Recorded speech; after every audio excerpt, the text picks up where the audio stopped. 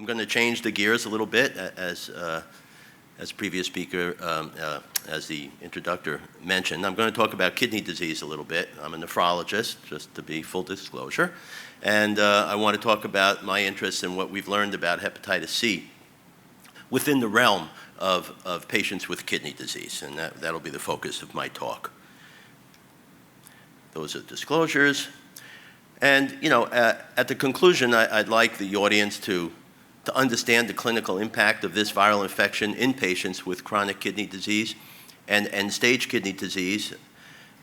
We'd like to identify what impact the excellent antiviral treatments that are now available has had on outcomes in this particular population of higher risk patients, and to talk about what studies are out there with the different agents and what would be the preferred drugs as of today for patients with kidney impairment. Just by way of background, patients with end-stage kidney disease do have a higher prevalence of hepatitis C viral infection than the general population. Anti-HCV antibodies amongst end-stage kidney disease patients on dialysis ranges really roughly between 5 and 20%, more or less, depending on what part of the world you live and study and take care of patients in. In the North American continent, it runs somewhere in that 5, 6, 7% range. Some urban centers in the United States, like in Miami where we are, our dialysis populations have 10 to 20% HCV positivity, and there are, as I said, parts of the world where this could run up to 50% of dialysis patients are hepatitis C infected. And we also know that hepatitis C infection is directly involved in the pathogenesis of certain forms of kidney disease. So it is a cause of kidney disease, mostly through a pathway of immune complex injury causing glomerulonephritis with or without the presence of cryoglobulinemia, which we know is strongly associated with hepatitis C infection.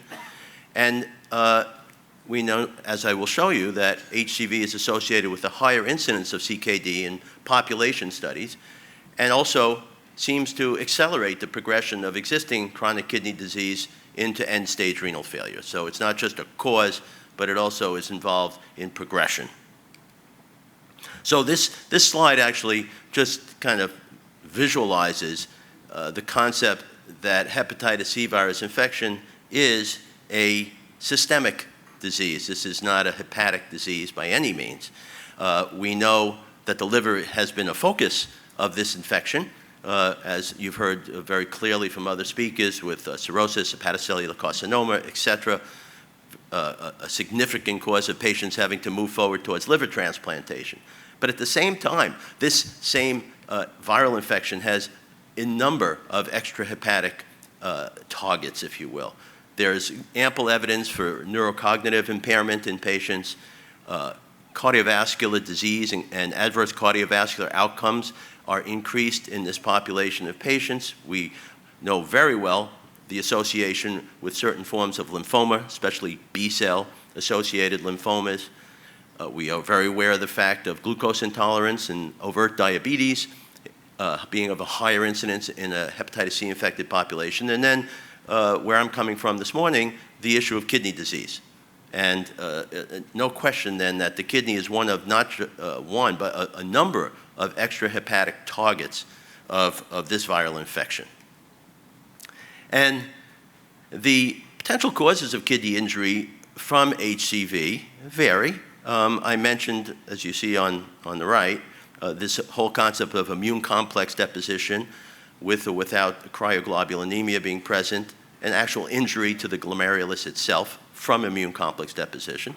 But then there are other potential pathways whereby the kidney can be a target and a site of injury, whether it be through atherosclerotic disease and a more advanced vascular injury, a state of chronic inflammation, which is certainly present, or let's say through the insulin issue, diabetes, and injury to the kidney through that pathway. The question of direct cytopathic injury has never been directly demonstrated. It's been talked about, but whether the virus is directly cytopathic to the kidney is one of discussion, I would say, more than evidence. So what we end up with is this interplay, if you will, between Hep C and kidney disease. On the left, we say, yeah, hepatitis C is a cause of kidney disease associated with a lesion, what we call MPGN, which is membranoproliferative glomerulonephritis, with or without mixed cryoglobulinemia syndrome. Very commonly with the presence of cryoglobulins, but not always. Also, other forms of kidney disease, like membranous nephropathy, have been associated and linked to Hep C infection. We know that hepatitis C-infected patients progress more rapidly into end-stage kidney disease, and I will demonstrate this to you shortly.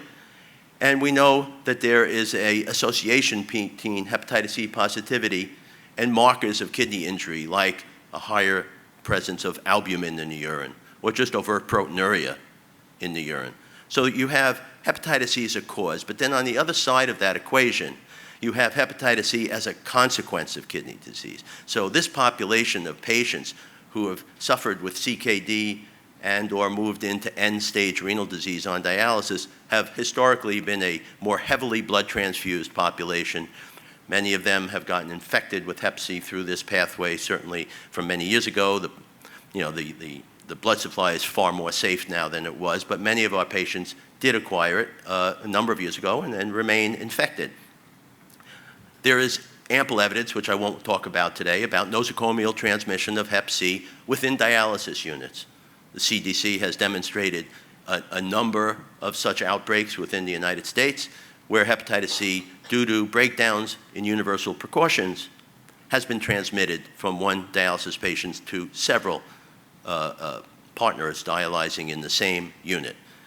And then, of course, transplantation is another source of transmission of Hep C, either in the past, when, earlier in my career, when we didn't realize we were transmitting hepatitis C, or today, when we are purposefully transmitting hepatitis C, and we've moved into a time when we're using hepatitis C organ donors and transplanting those kidneys. So things have changed in that regard and are changing in that regard.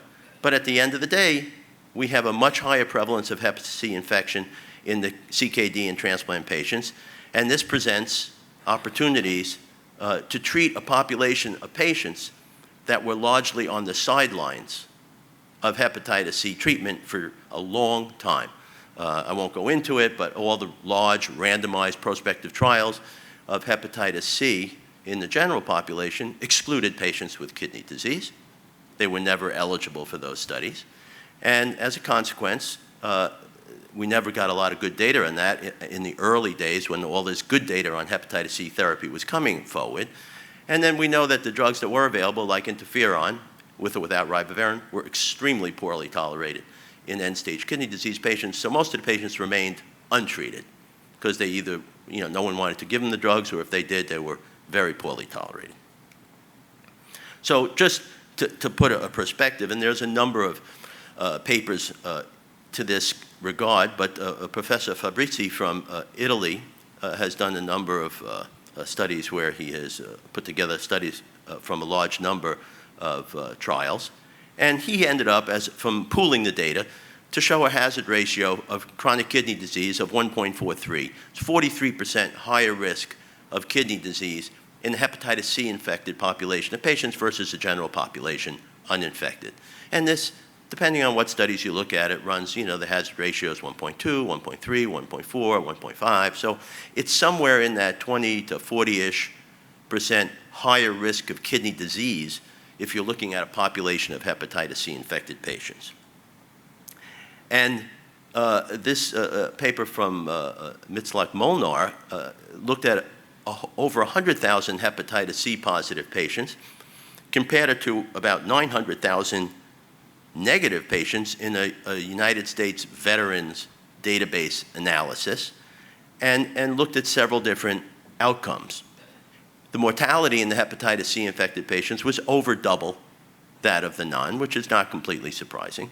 But if you look at the renal outcome events, the onset of an estimated GFR, glomerular filtration rate, of less than 60, so to drop down in kidney function to below 60, was a 1.15, 15% higher risk of that outcome. The slope of the loss, that is the rapidity at which GFR was declining in this population patients, greater than 5 mLs per minute per 1.73 meters squared, was 1.22, so a 22% higher risk of a steeper slope for the loss of GFR, and almost double the risk of patients progressing into end-stage renal disease, so 1.98. So there were a lot of outcome markers from this large database, analysis, retrospective, but large database, that suggested that being hepatitis C infected patient adversely affected renal outcomes. And in another analysis, this is out of the Kaiser Permanente group, looking at 10 years from 2004 to 2014, they looked at the rate of change of glomerular filtration rate over time. They have a very complete database on their patients in the Kaiser Permanente. And you could see in blue, which are the patients who just have chronic kidney disease, the slope was a loss of about 4 mLs per minute per year. The GFR was dropping at that rate. In the patients who had chronic kidney disease, but also hepatitis C infected, you can see the rate of loss was like 25% higher. It was 5 mLs per minute per year, faster rate. And this translated into about a 3-year difference to the point where the patient reached a GFR of 10, more or less when they would be beginning end-stage renal disease care, let's say starting dialysis or moving into transplant, something like that. So clearly, the Hep C infected population progressed more rapidly, developed end-stage kidney disease earlier than those who just had kidney disease for whatever reason without hepatitis C, diabetes, hypertension, whatever the case may be. And this is another large database. This is from the Truven Health Market database, again, looking at a large number of patients, trying to look at Hep C outcomes.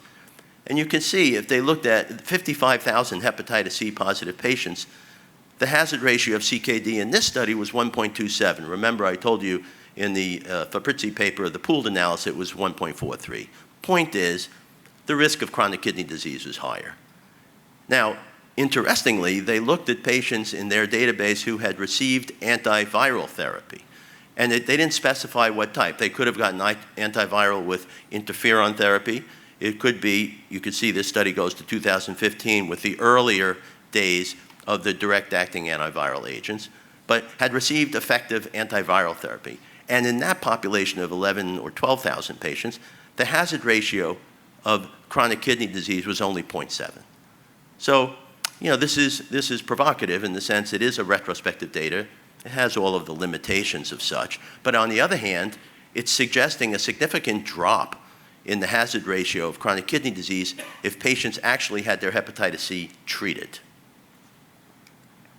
So, as I say, there was a 30% reduction in CKD with effective antiviral therapy. This is looking on the same theme, but this is out of the Asia. This is from Taiwan. They've published, this group has published quite a bit of data. They have a very large national health database that they have access to there. And this is interferon-based treatment. So this is looking back in time over people with interferon-based treatment, looking at the incidence of chronic kidney disease in those who were treated and those who were not treated. And again, if you look at those two lines, you can see the hazard ratio is 0.42. There is a significant drop in the development, the incidence of chronic kidney disease defined by a GFR under 60. That would be the definition of a CKD, between those who had gotten treatment and those who had never received treatment. So these are all sort of pointing in the same direction. And again, going back to the Kaiser Permanente database from that same 2004 to 14 period, if you look at the achievement of an SVR, in this case they used SVR 24, but the point was the patients were cured. If you look at that versus the patients who never achieved an SVR, and you looked at the CKD progression, the vertical axis is decline in GFR, so you can see one is about 1.1 mLs per minute per year versus 2.3 in the patients that did not achieve SVR. So there was a half the rate of progression, if you will, approximately, in the patients who were cleared of the virus versus those who failed and were not cleared of virus. And the patient's hazard ratio for end-stage kidney disease, you can see, was 0.05, a dramatic decrease in the risk of end-stage disease having achieved SVR. So all of these studies, this is what we have in the literature, are retrospective, large database analysis, but they all kind of suggest the same thing, which is that there is a higher risk of kidney disease, and it seems that treatment is beneficial in the sense that it might be slowing the progression of the kidney disease towards end stage. And this is this last slide, also from the same group in Taiwan, looks at the cumulative incidence of ESRD in a large population, treated, not treated, and the exact, this is like 37,000 patients. The exact same message comes forward, that is, treatment appears to give the patient a better outcome when you're looking at an outcome of end-stage kidney disease. Now, so that's all, that's all fairly suggestive, and one might, conclude that there's something there. But the truth is, if you look at who's getting treated, and this is from DOPS. DOPS is a large dialysis outcome database that collects dialysis outcome information on all sorts of variables and outcomes. And they do have data on hepatitis C. And if you look at, on the left side of the column there, they had, out of 49,762, there were 4,700, approximately 9.5% were HCV positive. This is a US, mostly US-based database, right? So about 10%. That was in the first iteration of DOPS. The newer iteration of DOPS, which is in blue, you can see comes from the years 2012 to 2015, a little more recent data. And it's good that the expression of hep C in that population has dropped a little. It went from 9.5% to 7.5%, so that's good, not surprising. But then if you move along in this data set, you'll see the numbers of patients who have been treated in this DOPS database of hep C positive patients is trivial. So the actual numbers of patients who have received therapy is ridiculously small. It has been for a long time. Even if you look at the far right column, those who were on a wait list for kidney transplant, people perhaps who were a little more under the microscope, getting really looked at carefully, even in that group, the number is still not very satisfying, 3.7%. So the message of this is a population of patients where treatments have really not been aggressively delivered for a variety of reasons, and we can discuss that perhaps later. I'll skip this slide, it's the same idea. So I'm not going to talk about this. Other speakers have probably done a better job of talking about the evolution of hep C therapy. But I will say from a nephrologist standpoint, this has been evolutionary and revolutionary because, as I said, we've had a population of patients that have sat on the sidelines as hepatitis C therapies have come forward in such a dramatic way. And it wasn't until a little later in the game that the attention kind of turned around finally to the kidney disease patients and said, hey, wait a minute, maybe we need to get into this population where hepatitis C is so much more prevalent than it is in the general population. I'll skip this because matters of time. I think other speakers, again, have spoken about the agents. But let's ask the question, does the level of kidney function affect treatment choices in patients with kidney disease? And the answer to that is absolutely. So, what type of kidney function we're dealing with is clearly a factor in this decision tree. So this panel outlines most of the drugs that you've heard other speakers talk about. And I'm not going to go through each one, but I just want to make the point that Elbasvir is primarily a renal pathway of elimination. And as a consequence, if you read the package insert, it says it's not recommended for use in patients with a creatinine clearance under 30 mLs per minute, which encompasses a fair number of patients with chronic kidney disease, and certainly all patients with ESRD on some form of dialysis.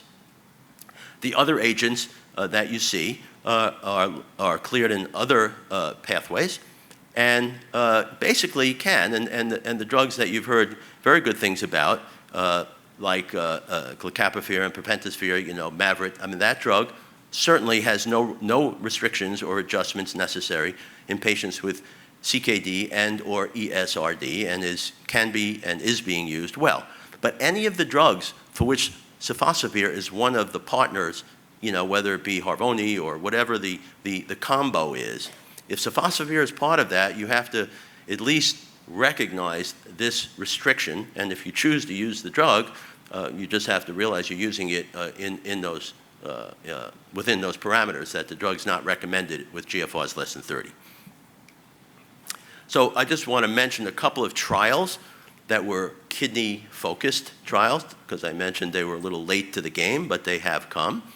The C-SURFR trial was a trial I was fortunate enough to be a major part of.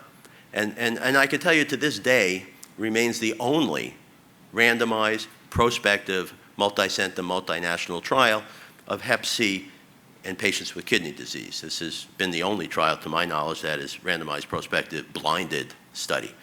This was using Grazoprevir and Elbasvir. These were genotype 1 patients with kidney disease. About 75% of them were on dialysis. The rest had advanced levels of kidney disease. Patients were randomized in a prospective manner to either drug or placebo.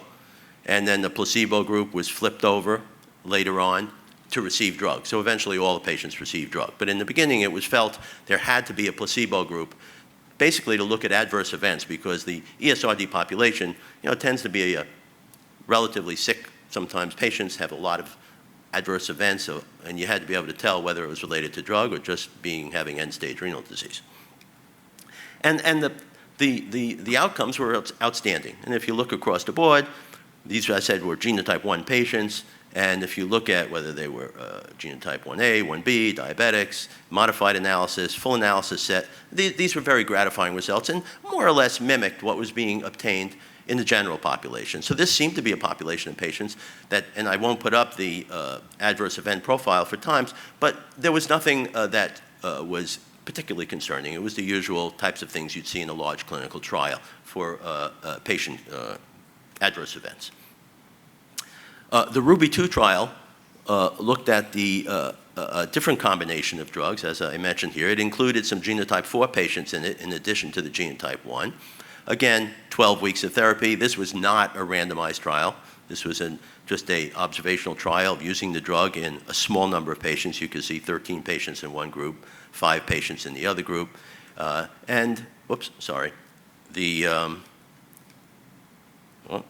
I'm going the wrong way. Could I go backwards on here? Can we just put these back up again? Somehow I'm just going to skip forward. I got out of whack here. I'll skip it forward. Sorry about that. So, delay. You can take a deep breath. Okay, so the results here are on the bottom. You can see the SVRs were 100% basically. In the genotype 1A patients, there was 1 patient out of the 5. That's why that number is 80% in the other group. But these were excellent outcomes, again, in a small number of patients, but very high SVR rates. And the third study I wanted to show you is Professor Gaines' study published in the New England Journal. This is the Expedition 4 study. This was, again, not a randomized trial. It was just an observational study of 104 patients. These patients had a variety of genotypes, unlike the C-SURFR trial, which was all genotype 1. There were patients here, you can see the genotypes 1, 2, 3, 4, and a small number of patients with genotype 5 and 6. And a mixture of patients with CKD. Again, similar to C-SURFR, the majority of the patients were actually on hemodialysis. And the outcomes were outstanding. Again, using this agent, this is a pan-genotypic agent, has no problems with renal clearances, so it's safe to use in a CKD, ESRD population. The results were outstanding. There was no control group, but nonetheless, outstanding results. So if you think about then treating Hep C infected patients, once you have a positive Hep C determination, one might say you kind of need to know what the glomerular filtration rate is of your patient in the context of what I told you about the Elbasvir GFR 30 recommendation not to use. So if you have a GFR that is less than 30, which is on the right-hand side, you can see, depending on what type of genotypes you have, you can go down and you have several choices of what you want to use, the Grazoprevir, Elbasvir, or you can use other agents. And on the left side of the slide, with genotypes 1 through 4, you can, this is with good kidney function, you can use a Elbasvir-based agent and go that route, or you can choose to go with Mavorite or one of the others, again, depending on what your hepatologist or infectious disease folks are recommending. So I think in the kidney disease period now, in this group, this space of patients, we have choices. I think the genotype question is probably going to go away as we really kind of gravitate towards the pan-genotypic agents. This genotype question will kind of get wiped off the board. And the only question really will be left then from a kidney perspective is, what level of kidney function are you dealing with, and how does that kind of steer you towards what drug you will feel comfortable giving your patient.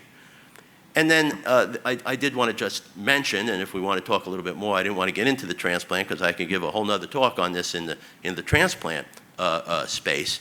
But point is, you have to make similar decisions. Every kidney transplant patient doesn't have a great GFR. We like to think that most of our patients will, and many have GFRs of 40, 50, and 60 with a single kidney, but not all. Some of them are doing kind of okay with a GFR of 25. So you have to kind of see where you are with the kidney transplant patient as far as level of function, and then make similar decisions as outlined on here, which I won't go over step by step, but make similar decisions about a proper drug to use. Now, I'm going to close with just a comment, and again, maybe we can, if there are questions about this, we can bring it up in the discussion section. And that is, when do you treat these patients? And I just want to put this out there so people are thinking about it, if you're dealing with populations of patients with kidney disease. And the reason I bring that up is in the context of a hepatitis C positive donor. So as an unfortunate consequence of this opioid epidemic that we're seeing across the United States, we are getting an enormous number of anoxic death patients, often young people, many infected with hepatitis C. So these kidneys are becoming available, and they are available.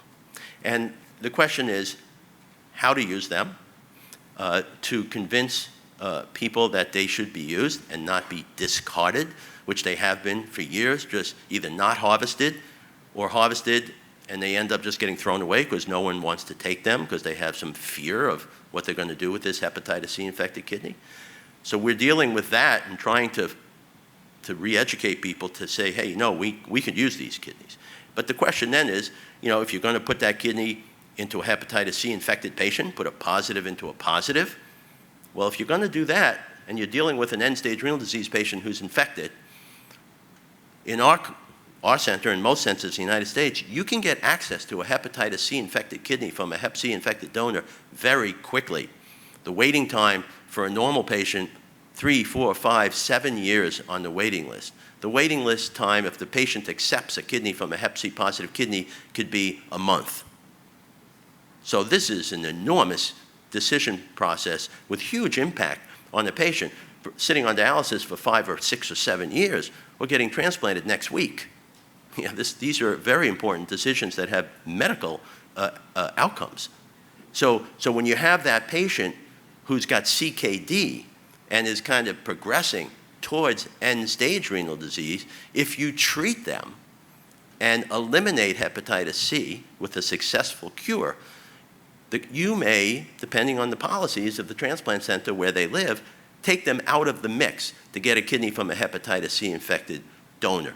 Because some people don't want to do a positive into what would now be a negative because you've cured the patient. So that decision of who to treat with kidney disease is an important one. And again, for purposes of time, I won't go into it, but the Cliff Notes version of that discussion, in my opinion, if someone has early stages of kidney disease, the GFR is 60, 70, 80, I would absolutely treat that patient and eliminate hepatitis C. On the other hand, if someone has a GFR of 15 or 20 and is looking at end-stage renal disease and/or dialysis in the next 6 to 12 months, I'd say, well, maybe not. Maybe we should keep them infected. Let them use that to that advantage to get a kidney, and then treat them with antivirals after transplant, which we know we can do. So I'm going to just summarize my comments then and say that hepatitis C infection has a significant impact on the incidence and progression of CKD. I've tried to show you that. And increases mortality in this population. This is not just a sideline issue. This is a real issue. I think safe and effective DAAs are clearly available now for this population of patients. I think the GFR needs to be looked at. I think the genotype issue is becoming less of an issue, obviously. This issue of treating earlier stage CKD to slow progression, so you're not just treating them to be nice to their liver, but you might actually be slowing the progression of their kidney disease. I think that's very important. That's why I would suggest we should treat people with earlier stages of kidney disease. But whom to treat, especially with later stages of kidney disease, really needs a discussion between the nephrologist, hepatologist, GI, ID, whoever is the main decision caretakers for that patient, about all of the nuances about how do you decide you should treat now or hold off on treatment and treat later. I'll leave it at that. Thank you very much.